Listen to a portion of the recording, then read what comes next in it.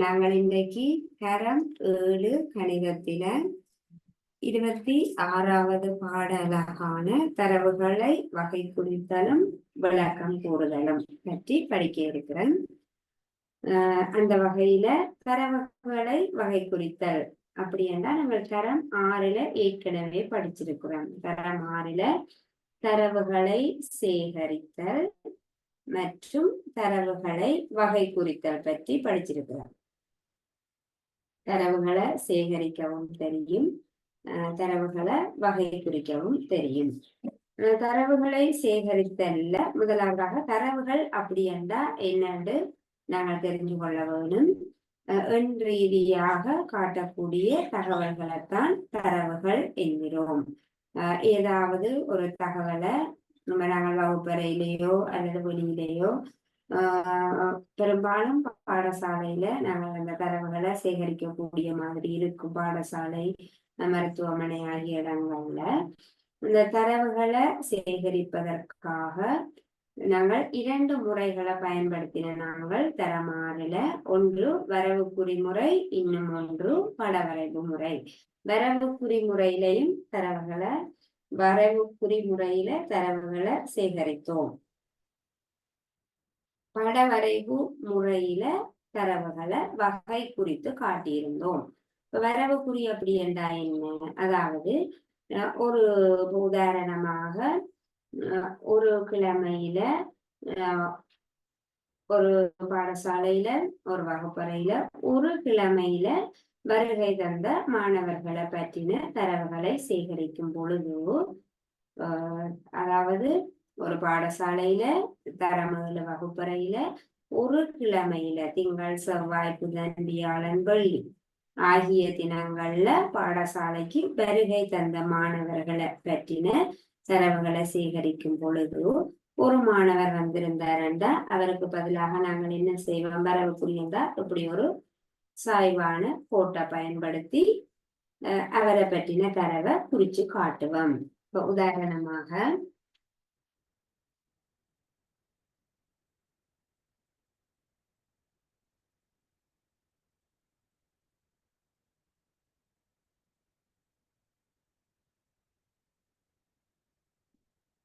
பாடசாலைக்கு வருகிற நாட்கள், ஒரு கிழமையில மாணவர்களின் எண்ணிக்கை,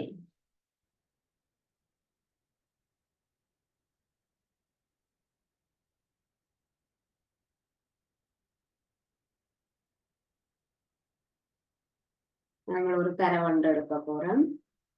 என்ன மாதிரி என்றா, ஒரு பாடசாலையில இருக்கக்கூடிய ஏதாவது ஒரு வகுப்பறை, உதாரணமாக தரம் 7 மாணவர்களை கொண்ட வகுப்பறையில ஒரு கிழமையில 5 நாட்கள் திங்கள், செவ்வாய்,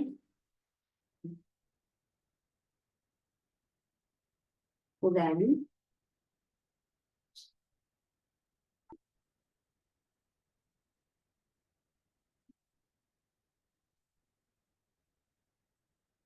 வியாழன்,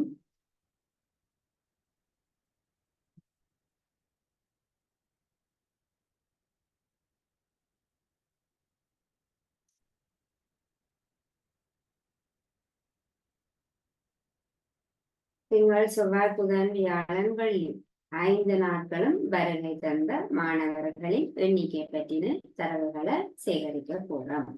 தரம் 7 வகுப்பறையை சேர்ந்த மாணவர்கள். அந்த வகுப்பறையில மொத்தம் 23 மாணவர்கள் இருக்கிறார்கள். இப்ப திங்கட்கிழமை 20 மாணவர்கள் வந்திருக்கிறாங்க. செவ்வாய்க்கிழமை 19 மாணவர்கள் வருகை தந்திருக்கிறாங்க. புதன்கிழமை 21 மாணவர்கள், வியாழக்கிழமை 18 மாணவர்கள், வெள்ளிக்கிழமை 17 மாணவர்கள் வருகை தந்திருக்கிறாங்க. அப்ப இது ஒரு தகவலை நாங்கள் சேகரிக்கிறோம். என்ன தகவலை? ஒரு குறித்த ஒரு பாடசாலையில கல்வி பயிலக்கூடிய தரம் 7 வகுப்பறையை சேர்ந்த 23 மாணவர்களில் அந்த மாணவர்கள் ஒரு கிழமையாக என்ன மாதிரி பாடசாலைக்கு வருகை தந்திருக்கிறார்கள். குறித்த ஒரு கிழமையில 23 மாணவர்கள்ல எத்தனை மாணவர்கள் பாடசாலைக்கு வருகை தந்திருக்கிறார்கள் என்பதை பற்றின தகவலை நாங்கள் சேகரிக்கிறோம். இதைத்தான் என்னென்னு சொல்லுவோம், தரவுகள். மாணவர்கள் குறித்த ஒரு கிழமையாக தரம் 7 வகுப்பறை சேர்ந்த மாணவர்கள வரவு என்ன மாதிரி இருக்கு என்பதை பற்றின தகவலை சேகரிக்கிறோம். இது ஒரு தரவு எனப்படுகிறது. இந்த தரவுகளை சேகரிப்பதற்காக நாங்கள் முதலாவது பயன்படுத்தின முறை என்ன, வரவு குறிமுறை. வரவு குறிமுறை அப்படி என்றால் என்ன? அப்ப இந்த எண்ணிக்கையை நாங்கள் வரவு குறிமுறையில குறிச்சு காட்டணும். வரவுக்குறி மூலமாக இந்த மாணவர்களின் எண்ணிக்கையை குறித்து காட்ட போறோம். என்னென்று குறிப்போம், 20 மாணவர்கள். 20 மாணவர்கள் என்னென்னு வரவுக்குறியில குறிக்கிறது. ஒரு மாணவருக்கு ஒரு கோடு. 2, 3, 4. 4 மாணவர்களை வரவுக்குறி முறையில குறிச்சு காட்டிட்டோம். 5வது மாணவரை குறிக்கிறதுக்கு என்ன செய்ய வேணும், 4வது மாணவருக்கான அந்த வரவுக்குறியின் தொடக்கத்துல இருந்து முதலாவது கோட்டின் இறுதியில வார மாதிரி குறுக்கால ஒரு கோடு கீறி 5வது மாணவரை குறித்து கொள்ளலாம். வரவு குறி என்றால் சரிவான ஒரு மாணவரை குறிப்பதற்காக இப்படி ஒரு கோடு சரிவான கோட்டை பயன்படுத்தி வரவு குறிமுறையில நாங்கள் தரவுகளை குறிச்சு காட்டுவோம். ஆனால் 5 வரும்போது என்ன செய்ய வேணும், 4வது கோட்டில இருந்து 4வது கோட்டின் தொடக்கத்துல இருந்து முதலாவது கோட்டின் இறுதியில படுற மாதிரி குறுக்கால ஒரு கூட்டை கீறி வரவு குறிமுறையில குறிச்சு காட்டும். 5 மாணவர்களை குறிச்சிட்டோம். 6, 7, 8, 9, 10, 11, 12, 13, 14, 15, 16, 17, 18, 19, 20. 20 மாணவர்களை வரவு குறிமுறையில நாங்கள் குறிச்சு காட்டி இருக்கிறோம். ஒரு மாணவருக்காக ஒரு கோட்டை பயன்படுத்துறது, அந்த கோடு சரிவான சாய்ந்த கோடாக இருக்க வேண்டும். அடுத்தது செவ்வாய்க்கிழமை 19 மாணவர்கள் வருகை வந்திருக்கிறார்கள். அப்ப 19 மாணவர்களை குறிச்சு காட்டுவோம். ஒரு மாணவர், 2வது மாணவர், 3வது மாணவர், 4வது மாணவர், 5வது மாணவர். அடுத்தது 6, 7, 8, 9, 10, 11, 12, 13, 14, 15, 16, 17, 18, 19. 19 மாணவர்களை குறிச்சு காட்டுறோம். புதன்கிழமை 21 மாணவர்கள் வந்திருக்கிறார்கள். வரவு குறிமுறையில குறிப்போம். 1, 2, 3, 4, 5, 6, 7, 8, 9, 10, 11, 12, 13, 14, 15, 16, 17, 18, 19, 20, 21. வியாழக்கிழமை 18 மாணவர்கள் வருகை தந்திருக்கிறார்கள். 1, 2, 3, 4, 5, 6, 7, 8, 9, 10, 11, 12, 13, 14, 15, 16, 17, 18. வெள்ளிக்கிழமை 17 மாணவர்கள் வருகை வந்திருக்கிறார்கள். 1, 2, 3, 4, 5, 6, 7, 8, 9, 10, 11, 12, 13, 14, 15, 16, 17. இவ்வாறு வரவுக்குறி முறையில நாங்கள் தரவுகளை சேகரித்தோம். வரவுக்குறி மூலமாக தரவுகளை சேகரிக்கும் போது அட்டவணையில இருந்து எடுத்த மாட்டாங்க தகவல்கள் அப்படி எண் வடிவில கணக்கு ஒரு பரம்பலாக தரப்படும் போது நாங்கள் வரவுக்குறி மூலம் குறிச்சிட்டு எண்ணிக்கை எடுத்த வேண்டாம், இன்னும் சுலபமாக இருக்கும், ஈஸியாக இருக்கும். தரவுகளை சேகரிப்பதற்கு இலகுவாக நாங்கள் வரவுக்குறி முறையை பயன்படுத்தி இருந்தோம். அடுத்ததாக தரவுகளை வகை குறிப்பதற்காக நாங்கள் தரமாறில படவரைவு முறையை பயன்படுத்தினோம்.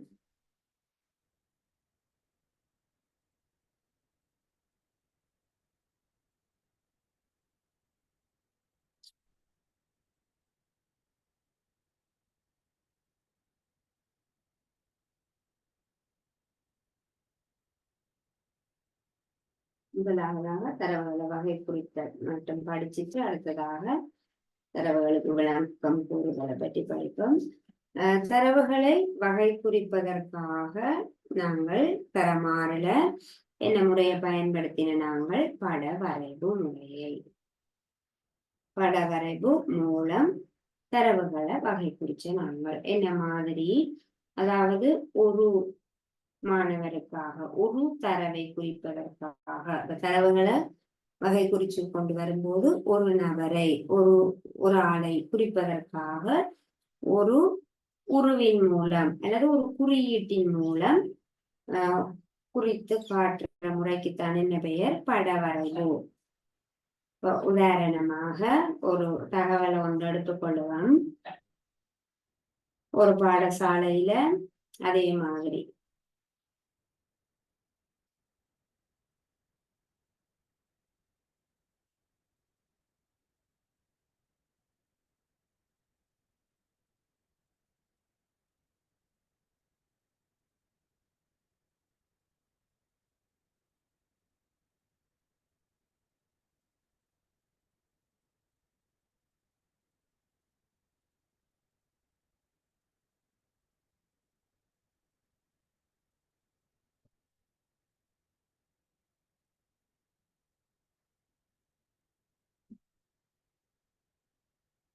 குறித்த ஒரு பாடசாலையில தரம் 6ல கல்வி பயிலக்கூடிய மாணவர்கள் கடந்த ஒரு கிழமையாக அந்த வகுப்பறையில இருக்கக்கூடிய மாணவர்களில் கடந்த ஒரு கிழமையாக வருகை தராத மாணவர்களை பற்றின தரவுகளை நாங்கள் சேகரிக்கிறோம். அதாவது ஏற்கனவே செய்த நாங்கள் குறித்த ஒரு பாடசாலையில தரம் 7ல கல்வி பயிலக்கூடிய மாணவர்கள் திங்கள், செவ்வாய், புதன், வியாழன், வெள்ளி ஆகிய தினங்களில் வருகை தந்த மாணவர்களை பற்றின தரவுகளை எடுக்கிறார்.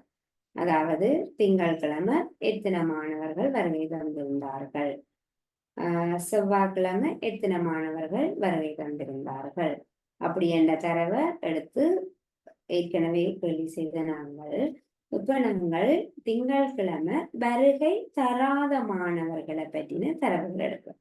குறித்த ஒரு பாடசாலையில தரம் 6ல கல்வி பயிலக்கூடிய ஒரு 25 மாணவர்கள்ல திங்கட்கிழமை எத்தனை மாணவர்கள் வருகை தரவில்லை என்பதை பற்றின தரவுகளை எடுக்கிறேன்.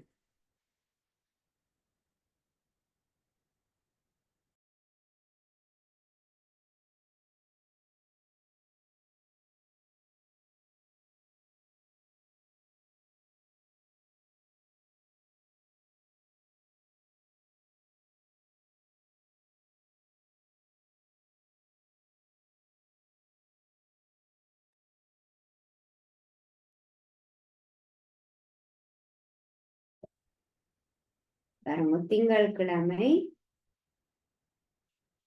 வருகை தராத மாணவர்கள் 5 பேர். செவ்வாய்க்கிழமை வருகை தராத மாணவர்கள் 4 பேர். புதன்கிழமை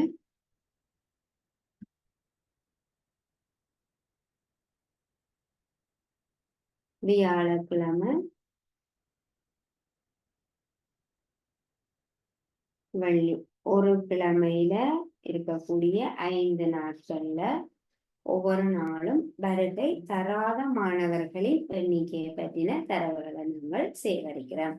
திங்கட்கிழமை 5 பேர் வரையில 25 மாணவர்களை கொண்ட வகுப்பறையில திங்கட்கிழமை 5 மாணவர்கள் வருகை தரவில்லை. செவ்வாய்க்கிழமை 4 மாணவர்கள் வருகை தரவில்லை. புதன்கிழமை 3 மாணவர்கள் வருகை தரவில்லை. வியாழக்கிழமை 6 மாணவர்கள் வருகை தரவில்லை. வெள்ளிக்கிழமை 2 மாணவர்கள் வருகை தரவில்லை. பாருங்கோ, இதுவும் ஒரு தரவு தான். என்ன மாதிரியான தரவு? குறித்த ஒரு பாடசாலையில தரம் 6ல கல்வி பயிலக்கூடிய 25 மாணவர்களில் கடந்த ஒரு கிழமையாக கடைசி வாரத்துல வருகை தராத மாணவர்கள், பாடசாலைக்கு வருகை தராத மாணவர்களை பற்றின தரவுகளை நாங்கள் சேகரிச்சிருக்கிறோம். திங்கட்கிழமை 5 பேர் வரையில்லை. செவ்வாய்க்கிழமை 4 பேர் வரையில்லை. புதன்கிழமை 3 பேர் வரையில, வியாழக்கிழமை 6 பேர் வரையில, வெள்ளிக்கிழமை 2 பேர் வரையில. அப்ப இந்த தரவுகளை நாங்கள் என்னென்று பட வரைவு மூலம் குறிச்சு காட்டுறோம். இந்த தரவுகளை நாங்கள் பட வரைவு மூலம் குறிச்சு காட்ட போறோம். வெள்ளன நாங்கள் வரவு குறி மூலமாக குறிச்சு காட்டினீங்கள். இப்பொழுது பட வரைவு மூலமாக இந்த தரவுகளை குறிச்சு காட்ட போறோம். பார்த்தோம்னா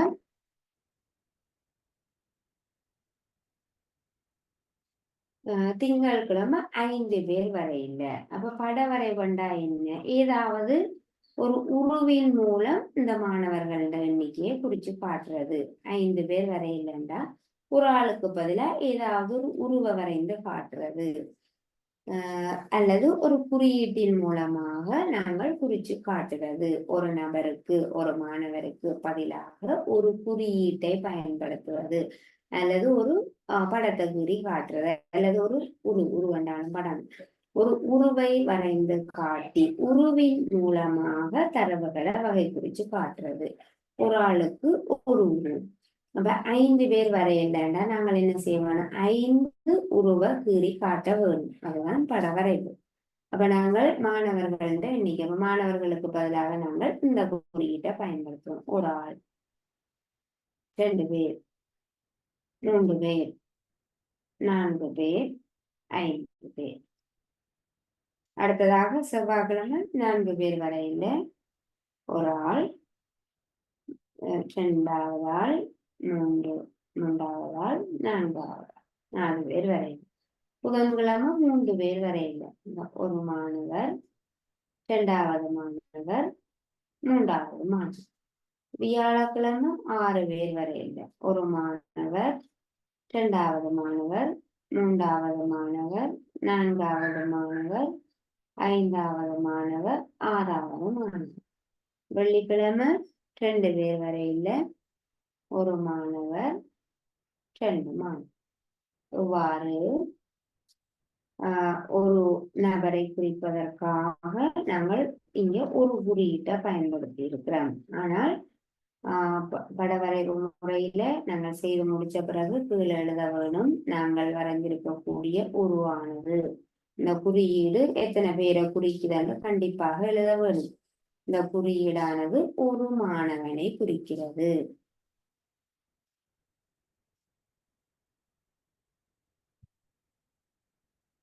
ஒரு மாணவனை குறிக்கிறது. படவரைவு முறையில செய்யும் போது கண்டிப்பாக நாங்கள் கீறியிருக்க குறியீடு எத்தனை பேரை குறிக்கிறது என்று கண்டிப்பாக எழுத வேணும். இந்த தகவல் இருந்தால்தான் எண்ணிக்கை இல்லாட்டி கூட இந்த படவரைவின் மூலமாக நாங்கள் எண்ணிக்கையை காண முடியும். ஏன் இந்த குறியீட்டை நாங்கள் எழுதுறோம்டா, இப்ப சில வேளைகள்ல நாங்கள் வருகை தந்த மாணவர்களை பற்றின தரவுகளை சேகரிக்கும் போது எண்ணிக்கை என்ன செய்யும்? கூடும். அப்போ ஒரு வகுப்புல 30 மாணவர்கள் இருக்கிறாங்கண்டா இது வருகை தராத மாணவர்கள் எண்ணிக்கை எடுத்திருக்கிறபடியா மாணவர்கள் எண்ணிக்கை குறைவாக இருக்குது. இதே நேரம் வருகை தந்த மாணவர்களை பற்றின தரவை நாங்கள் எடுத்தோம்டா 30 மாணவர்களை கொண்ட வகுப்பறையில திங்கட்கிழமை 25 பேர் வந்திருக்கிறாங்கண்டா 25 போட்டுட்டு நாங்கள் 25ஐயும் குறிக்கிறதுக்காக 25 உருக்களையும் உங்களால கூற முடியாது, கஷ்டம். அப்ப என்ன செய்வோம்?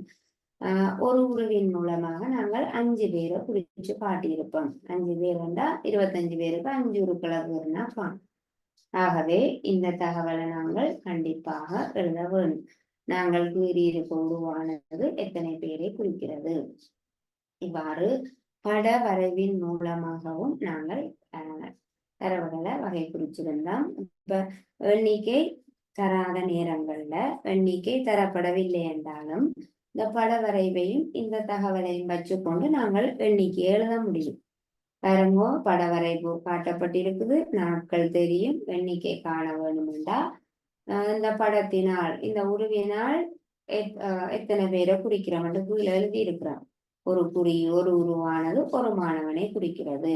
அப்ப நாங்கள் இங்க எண்ணுவோம் 1 2 3 4 5 அப்ப திங்கட்கிழமை வருகை தராத மாணவர்கள் எண்ணிக்கை 5 என்று எழுத முடியும். அதே போல செவ்வாய்க்கிழமையும் 4 மாணவர்கள், ஒரு ஆளை குறிக்கிறன்னா 4 பேர் வரையில்லை.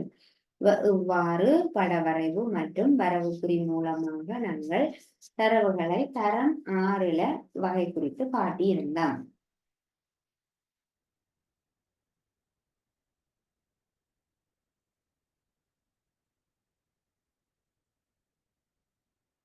இன்றைக்கு நாங்கள் படிக்க போறது தரம் 7 தரவுகளை வகை குறிக்கிறதுக்காக நாங்கள் படிக்கக்கூடிய தரவுகளை வகை குறிப்பதற்காக நாங்கள் என்னத்தை பற்றி படிக்க போறோம் என்றால் சலாகை வரைவுகளை பற்றி படிக்க போறோம். சலாகை வரைவுகள். சலாகை வரைவுகள் அல்லது இதுக்கு இன்னொரு பெயர் நிரல் வரைவுகள்.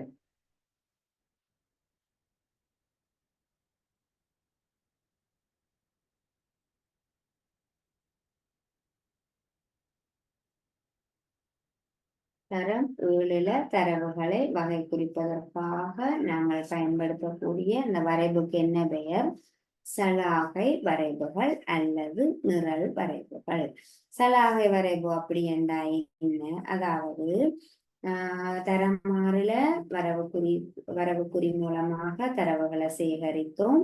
படவரைவு மூலமாக தரவுகளை வகை குறித்து காட்டியிருந்தார்கள். ஒரு உருவின் மூலமாக தரவுகளை குறித்து காட்டியிருந்தார்கள்.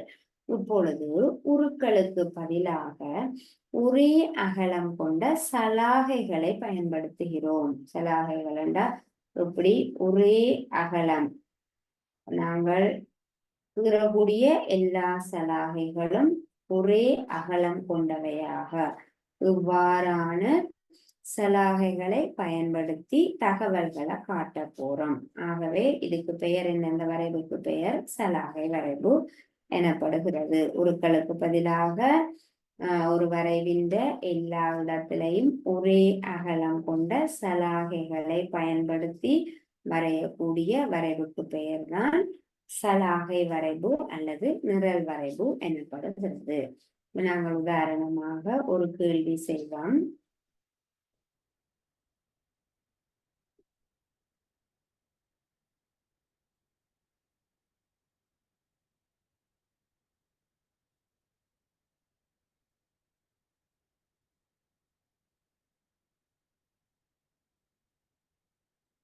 ஒரு அதாவது ஒரு கடையில விற்பனை செய்யப்பட்ட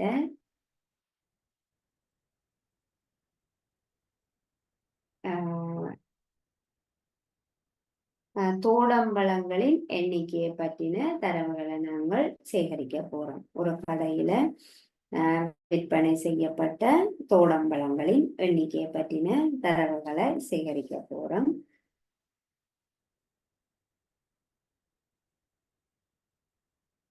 ஒரு கிழமையில் அதே போல நாட்கள், எந்தெந்த நாட்கள்ல எத்தனை தோடம்பழங்கள் விற்பனை செய்யப்பட்டது.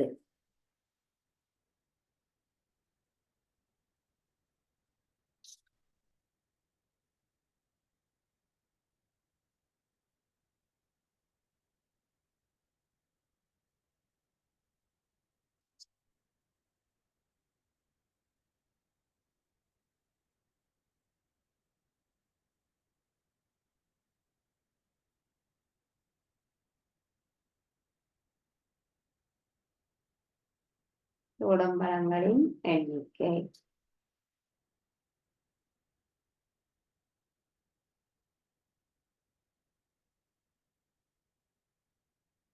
திங்கள், செவ்வாய், புதன், வியாழன், வெள்ளி.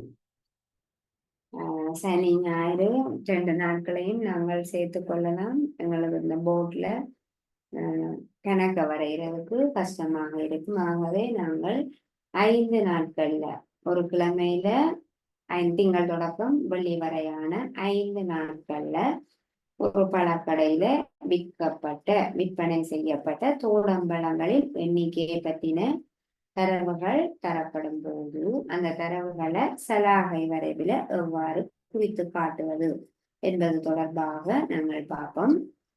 திங்கட்கிழமை விற்பனை செய்யப்பட்ட தோடம்பழங்களின் எண்ணிக்கை 40. செவ்வாய்க்கிழமை விற்பனை செய்யப்பட்ட தோடம்பழங்களின் எண்ணிக்கை 60. புதன்கிழமை விற்பனை செய்யப்பட்ட தோடம்பழங்களின் எண்ணிக்கை 120. வியாழக்கிழமை விற்பனை செய்யப்பட்ட தோடம்பழங்களின் எண்ணிக்கை 140. வெள்ளிக்கிழமை விற்பனை செய்யப்பட்ட தோடம்பழங்களின் எண்ணிக்கை 100.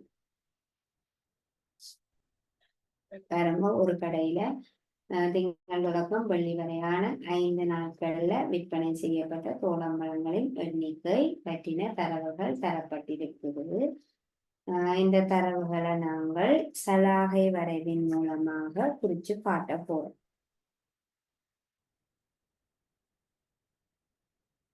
இந்த சலாகை வரைப்ப வரைகிறதுக்கு நாங்கள் முதலாவதாக என்ன செய்ய வேணும்? வரைவண்டங்களுக்கு 2 அச்சுக்கள் இருக்க வேணும். ஒன்று நிலை குத்தச்சு, இன்னொன்று கிடையச்சு.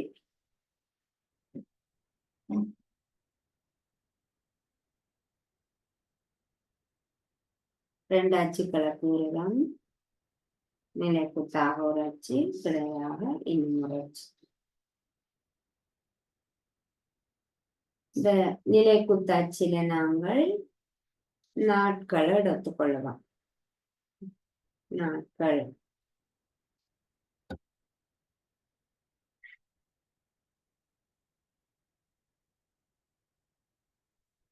இந்த நிலை கிடையச்சில நாட்கள் எடுக்க போறோம். திங்கள், செவ்வாய், புதன், வியாழன், வெள்ளி வரப்போகுது. இந்த நிலை குத்தாச்சில நாங்கள் தோடம்பழங்களோட எண்ணிக்கையை குறிச்சு காட்ட போறோம். தோடம்பழங்களின் எண்ணிக்கை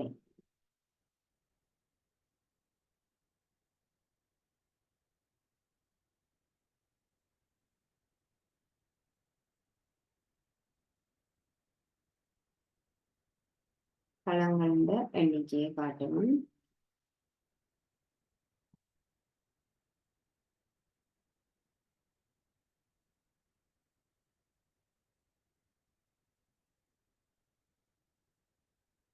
இப்ப நாட்களண்டா இதுல உங்களுடைய கொப்பியில வரைகிறது ஈஸியா இருக்கும். ஏனென்றா உங்களோட கொப்பி சதுர போட்டு தாள்கள் இருக்கும். அந்த கொப்பியில நாங்கள் வரையும் பொழுது அந்த சமனான சலாகைகளை வரைய முடியும். நீங்கள் இப்படி பிளேனாக வரைகிறத விட சதுரக்கோட்டு தாள் இருக்கக்கூடிய கொப்பியில வரைகிறது இன்னும் இலகுவாக இருக்கும். நாங்கள் இந்த கிடைய சில நாட்கள் எடுத்துக்கொள்வோம். திங்கட்கிழமை,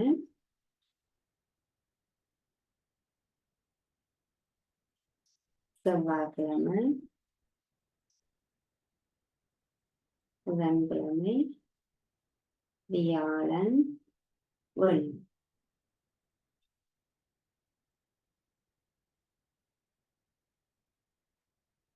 வெள்ளிக்கிழமை கிடையச்சில நாட்கள் எடுத்துக்கிறோம். திங்கள், செவ்வாய், புதன், வியாழன், வெள்ளி. இந்த நிலை குத்தாச்சில நாங்கள் தோடம்பழங்களோட எண்ணிக்கையை குறிப்போம். முதலாவது 2 அச்சுக்களும் 0த்துல சந்திக்கும். ஆகவே இங்க 0. இப்ப பாருங்க, 40, 60, 120, 140, 100. உங்களுக்கு இங்க அதாவது எண்ணிக்கை கூடவாக காணப்படும். 100, 120, 140 வரை காணப்படுது. அப்ப நாங்கள் என்ன செய்யலாம்? இப்ப உதாரணமாக எண்ணிக்கை 2, 4, 6, 9, 10 அப்படி இருந்தா நாங்கள் 1, 2, 3 1 தொடக்கம் 10 வரை இந்த அச்சுல 1, 2, 3, 4, 5, 6, 7, 8, 9 என்று குறிச்சு கொள்ளலாம். அதே நேரம் 20 வருதண்டா. அப்ப 2, 5, 7, 13, 15 அப்படி எண்ணிக்கை வருதண்டா 2, 4, 6, 8 அப்படின்னு குறிச்சு கொள்ள முடியும். இந்த எண்ணிக்கை கூடவா வரும்போது அதுக்கேற்ற மாதிரி நாங்கள் எடுத்துக்கொள்வோம். இப்ப பாருங்க, 40, 60, 120, 140, 100 வருது. ஆகவே நாங்கள் முதல்ல சமனான இடைவெளிகள்ல புள்ளிகளை குறிச்சு கொண்டு எண்ணிக்கைக்கு ஏற்ற மாதிரி எடுக்கிறோம். 40 சமனான இடைவெளிகள். ஆகவே இவ்வளவு 40 அடுத்த இடைவெளியும் 40ஆகத்தான் இருக்க வேணும். 40 80.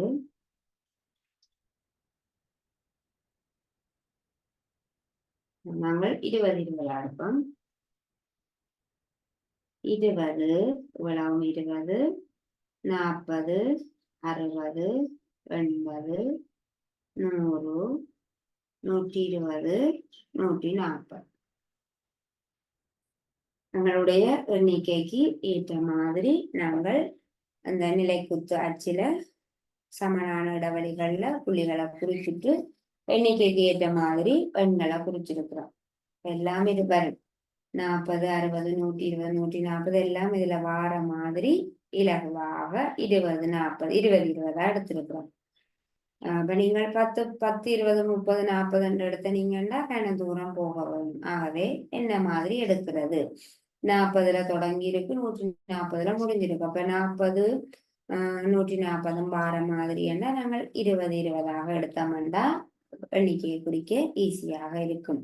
எண்ணிக்கைக்கு ஏற்ற மாதிரி இந்த நிலைக்குத்தச்சிலையோ அல்லது கிடையச்சிலையோ நாங்கள் எண்களை எடுக்க வேணும். இனி திங்கட்கிழமை விற்கப்பட்ட தோடம்பழங்களின் எண்ணிக்கை 40. நாங்கள் என்ன செய்ய போறோம்? ஒரே மாதிரியான சலாகைகளை, ஒரே அகலம் கொண்ட சலாகைகளை வரையிடம். செவ்வாய், புதன், வியாழன், வெள்ளி. இங்க கிடையச்சிலையும் புள்ளிகளை குறிச்சிருக்கிறோம். சமனான இடைவெளிகள்ல திங்கள் செவ்வாய் புதன் வியாழன் வெள்ளி. வரும்போது திங்கட்கிழமை விற்கப்பட்ட தோடம்பழங்களின் எண்ணிக்கை 40. திங்கட்கிழமை 40 பழங்கள் விற்கப்பட்டிருக்குது. 40க்கு நேராக 40 இங்க வருது.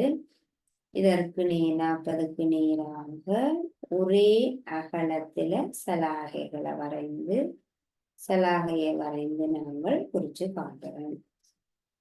திங்கட்கிழமை 40 பழங்கள் விற்பனை செய்யப்பட்டிருக்குது என்பதனை சலாகையாக ஒரே அகலம் கொண்ட சலாகையாக அல்லது நிரலாக நாங்கள் குறிச்சு காட்டியிருக்கிறோம். அடுத்தது செவ்வாய்க்கிழமை 60 பழங்கள் விற்பனை செய்யப்பட்டிருக்குது. 60 இங்க இருக்கு, 60 இந்த இருக்கு.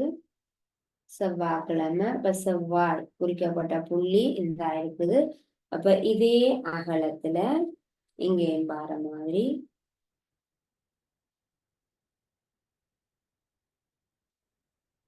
செவ்வாய்க்கிழமை விற்கப்பட்ட பழங்களின் எண்ணிக்கை 60. திங்கட்கிழமை 40 பழங்கள் விற்கப்பட்டிருக்கு. செவ்வாய்க்கிழமை 60 பழங்கள் விற்கப்பட்டிருக்கு. 60 நாங்கள் குறிச்சு காட்டியிருக்கிறோம். அடுத்ததாக புதன்கிழமை 120 பழங்கள் விற்பனை செய்யப்பட்டிருக்குது. 120 அங்க இருக்கு. 120க்கு நேரம் நீங்கள் அந்த நேர விளிம்பை பயன்படுத்தி இதை கூற வேணும். அதே நேரம் சதுர போட்டு தாள்களை கொண்ட கொப்பியில தான் இந்த வரைவுகளை கண்டிப்பாக கீற வேணும். அப்பதான் உங்களுக்கு பிழை இல்லாம வரைவுகளை கீறக்கூடியதாக இருக்கும். இப்போ புதன்கிழமை 120 பழங்கள் விற்பனை செய்யப்பட்டிருக்கு. 120க்கு நேராண்டா இங்க வருது. இதே அகலத்துல நேர் விளிம்பை பயன்படுத்தி சலாகைகளை நாங்கள் கூறுகிறோம்.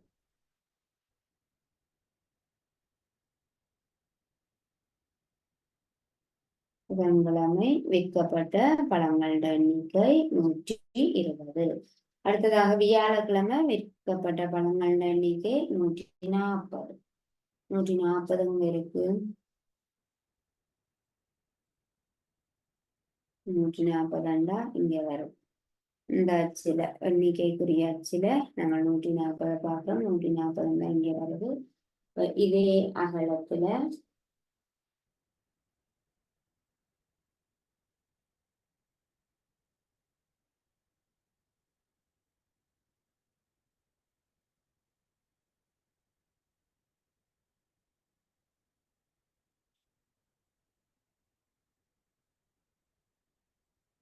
அகலத்துல வியாழக்கிழமை விற்கப்பட்ட பழங்களின் எண்ணிக்கையை வகை குறிப்பதற்காக சலாகைய வரைஞ்சு காட்டியிருக்கிறோம். அடுத்ததாக வெள்ளிக்கிழமை விற்பனை செய்யப்பட்ட பழங்கள் எண்ணிக்கை 100 அங்க இருக்குது. இங்க பாக்குறோம் எண்ணிக்கையில 100 பாக்குறோம். எண்ணிக்கை இது கிழமை கீழே நாட்கள் குறிச்சிருக்கிறோம்.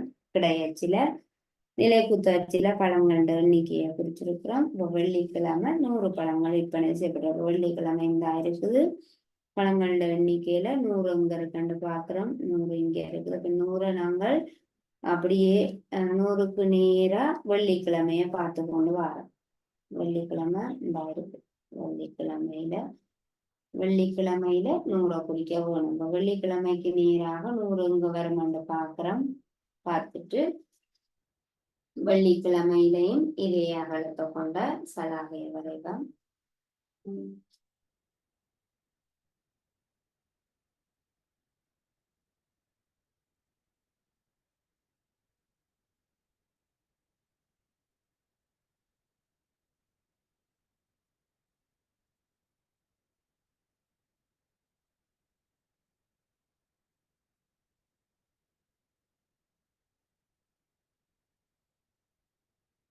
அவரை பிள்ளைகள்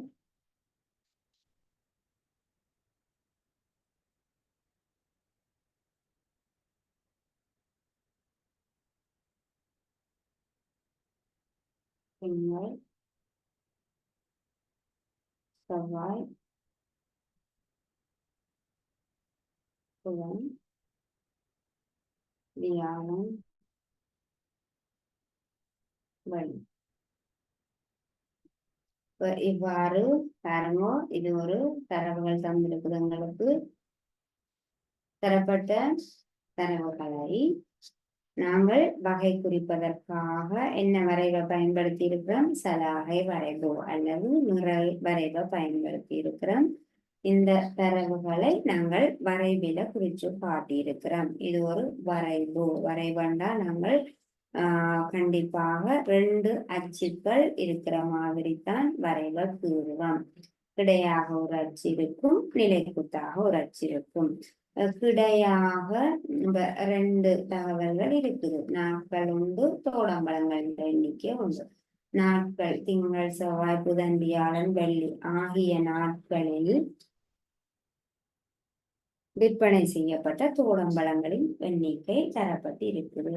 ஆகவே ஏதாவது ஒன்ற கண்டிப்பாக நாட்களைத்தான் இங்க எடுக்க வேணும் என்ற அவசியம் இல்லை. நீங்கள் தோடம்பழங்களின் எண்ணிக்கையையும் கிடையச்சில எடுக்கலாம்.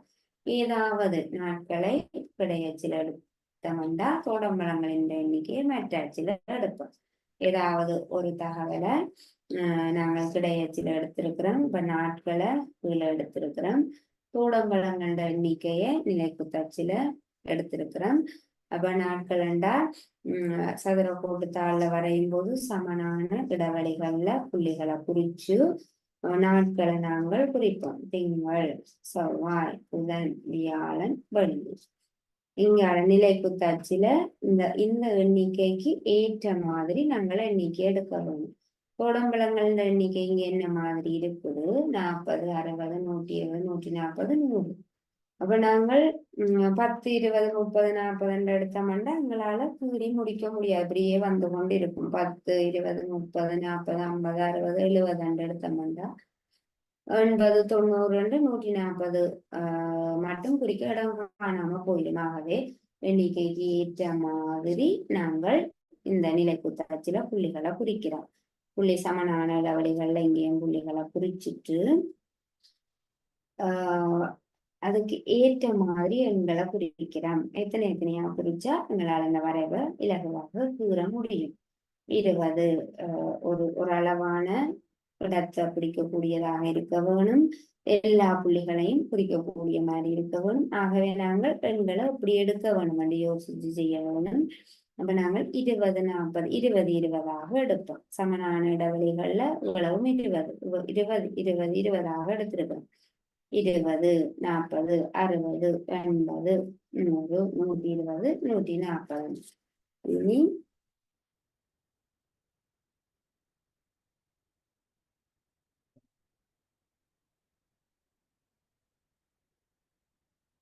இனி நாங்கள் அந்த சலாக வரைவுகளை கூறுவோம். திங்கட்கிழமை விற்கப்பட்ட தோடம்பழங்களோட எண்ணிக்கை 40. ஆகவே திங்கட்கிழமையில 40க்கு நேராக ஒரே அகலத்தை கொண்ட சலாகையை வரைகிறோம். அடுத்ததாக செவ்வாய்க்கிழமையில 60 பழங்கள் விற்கப்பட்டபடியா 60க்கு நேராக அதே அகலத்தை கொண்ட ஒரே அகலத்தை கொண்ட மாதிரியான சலாகைகளை கீறவும். இங்க குறைச்சிட்டு இங்க கூட்டக்கூடாது. ஒரே அகலத்தை கொண்ட சலாகைகளை வரைய வேணும். செவ்வாய்க்கிழமை 60 பழங்களாகவே 60க்கு நேராக செவ்வாய்க்கிழமைக்கும் நேராக 60 வார மாதிரி சலாகையை வரைகிறோம். புதன்கிழமை 120 பழங்கள் விற்கப்பட்டிருக்க புதனுக்கு நேராக 120 புதன் 120க்கு நேராக கோட்டை கீறி கொண்டு வருவோம். புதன்ல உங்க சந்திக்குதோ அதுக்கு நேராக சலாகையை கீறுறோம். வியாழக்கிழமை 140 வியாழ 140ங்கிற கண்ட பார்த்துட்டு வியாழக்கிழமைக்கு நேராக இதுல ஒரு சலாகையை வரைகிறேன். வெள்ளிக்கிழமை 100 பழங்கள் விற்கப்பட்டிருக்குது.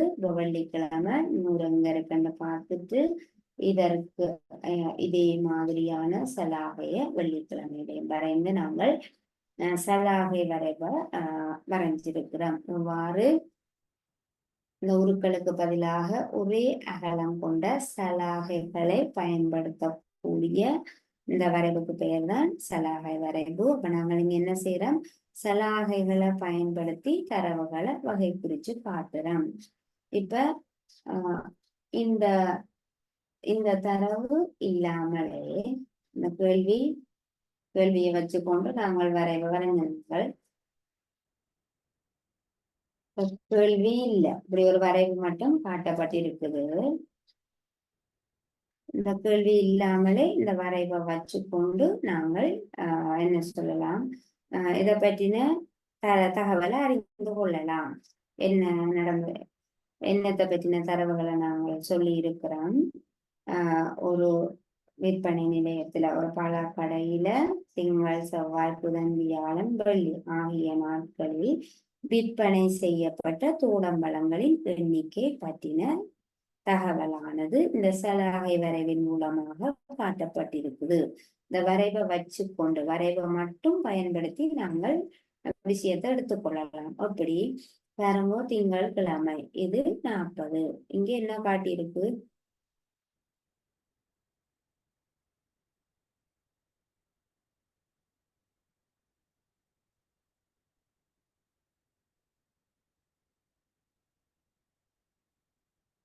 இங்க நாட்கள் குறிக்கப்பட்டிருக்குது. இங்க பழங்களின் எண்ணிக்கை காட்டப்பட்டிருக்குது. பழங்களின் எண்ணிக்கையில 20, 40, 60 என்று காட்டப்பட்டிருக்குது. இதுல கிழமையின் நாட்கள் குறிக்கப்பட்டிருக்குது. திங்கட்கிழமை 40 வரையான திங்கட்கிழமைக்கு 40 வரையான சலாகை வரையப்பட்டிருக்குது. அப்ப இதுல இருந்து நாங்கள் என்ன தரவு எடுத்துக்கொள்ளலாம், என்ன தகவல் எடுத்துக்கொள்ளலாம்? திங்கட்கிழமை விற்பனை செய்யப்பட்ட பழங்களின் எண்ணிக்கை 40 ஆகும். திங்கட்கிழமை 40 பழங்கள் விற்பனை செய்யப்பட்டிருக்குது. செவ்வாய்க்கிழமை 60க்கு நேராக செவ்வாய்க்கிழமையில சலாகை வரைவு கூறப்பட்டிருக்குது. ஆகவே செவ்வாய்க்கிழமை 60 பழங்கள் விற்பனை செய்யப்பட்டிருக்குது. புதன்கிழமை 120க்கு நேராக 120 வரை புதன்கிழமையில சலாகை வரைவு வரையப்பட்டிருக்குது.